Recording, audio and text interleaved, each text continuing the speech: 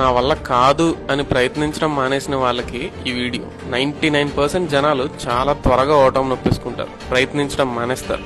ఇలాంటి వాళ్ళు చేసే అతి ముఖ్యమైన 3 తప్పులేంటో చెప్తా, గుర్తుపెట్టుకోండి. 1, 2-3 సార్లు ఓడిపోగానే అయిపోయింది, ఇంకా సాధించలేమని వదిలేస్తారు. బల్బును కనిపెట్టిన ఎడిషన్ కూడా 1000 సార్లు ఓడిపోయాడు. ఆ 1000 ఫెయిలియర్స్ తర్వాతే బల్బును కనిపెట్టాడు. 1-2 సార్లకే ఇక నా వల్ల కాదు అని వదిలేస్తావా?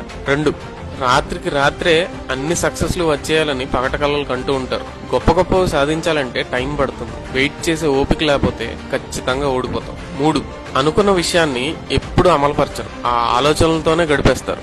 ఆచరణలోకి రానిదే ఏ ఆలోచన గొప్ప కాదు, గుర్తుపెట్టుకోండి.